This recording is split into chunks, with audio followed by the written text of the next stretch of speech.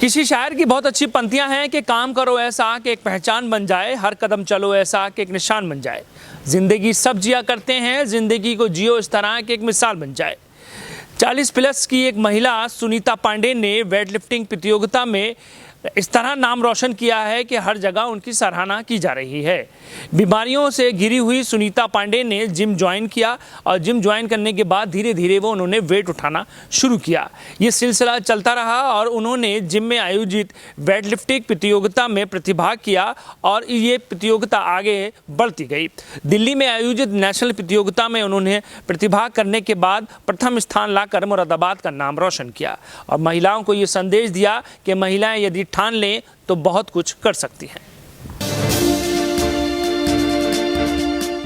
कहते हैं कुछ करने का जज्बा हो तो बड़ी से बड़ी मंजिल आसान हो जाती है। ये कर दिखाया है मुरादाबाद के डबल फाटक निवासी सुनीता पांडे ने।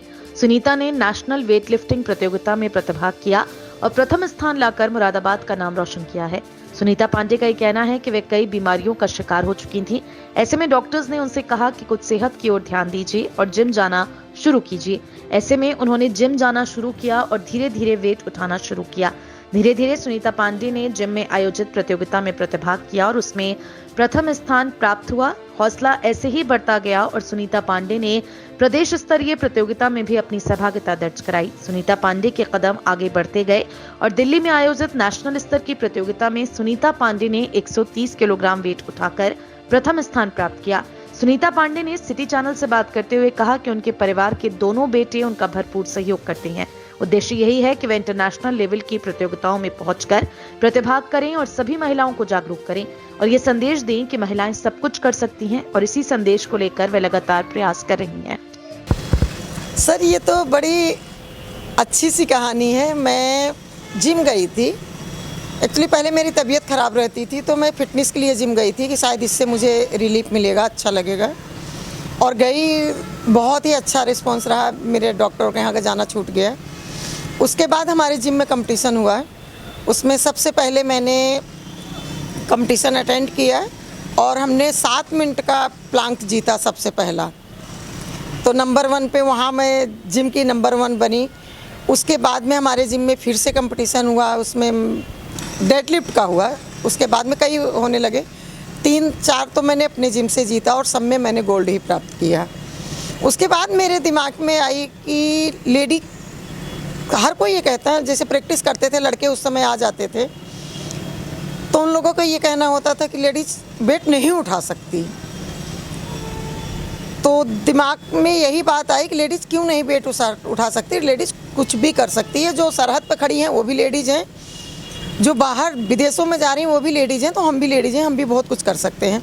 बस वहीं से मेरे को सुर लगा कि मुझे ये करना चाहिए और धीरे धीरे मैंने कोशिश किया और आज मेरी कोशिश और मेरे सारे जिम के सपोर्ट से, सारे जितने ट्रेनर हैं उनके सपोर्ट से मैं दिल्ली नेशनल कंपटीशन नंबर 1 पे अपने वेट कैटेगरी में, अपनी एज कैटेगरी में नंबर 1 पे जीत के आई।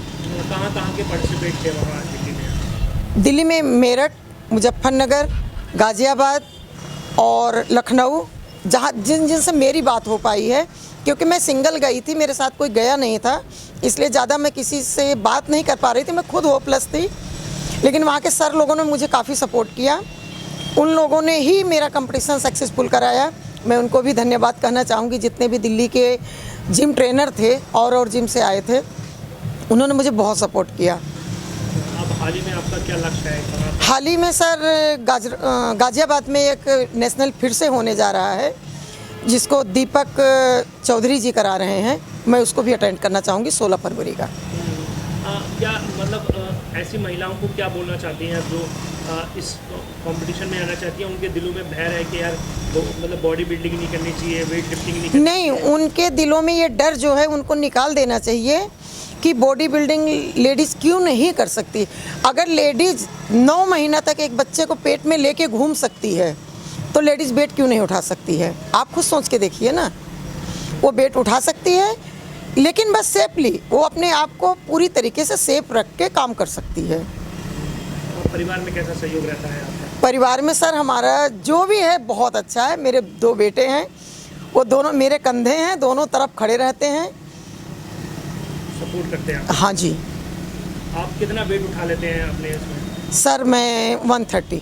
130 उठा लेते हैं। कितनी प्रैक्टिस करते हैं आप रोज डेली यहाँ तक पहुँचने के 1 घंटा लिए? 1 घंटा रोज डेली करते हैं। 1 घंटा और घर के लिए कैसे टाइम निकाल पाती हैं अपने सारा टाइम घर के लिए है, ये 1 घंटे का टाइम है बस जिम के लिए। मतलब ये मानती हैं कि जिम जाने से आदमी सारी बीमारियों से दूर हो सकता है? ये 100% है, इसको तो कोई मान ही नहीं जाए। 100 में 100% इसको दिया जा सकता है।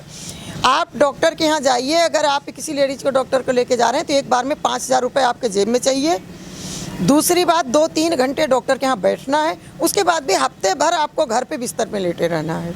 जिम जाने से सिर्फ आपको 1500 से 2,000 रुपये खर्च करना पड़ता है। आपके घर की लेडीज इतनी स्ट्रॉन्ग अपने आप में होती है कि आपको कहने की ज़रूरत नहीं होती खाना लेट हो गया, क्योंकि अगर वो जिम जाएगी और घर आके बैठ गई तो उसको ये डर रहेगा कि लोग ये कहेंगे ना कि जिम तो गई थी, खाना नहीं बना पाई। तो टाइम टू टाइम आपके घर का काम होगा, टाइम टू टाइम आपके बच्चे तैयार होंगे, बिल्कुल हर चीज़ घर में मेंटेन रहेगा, क्योंकि उसे जिम जाना है, उसे अपने लिए 1 घंटा निकालना है।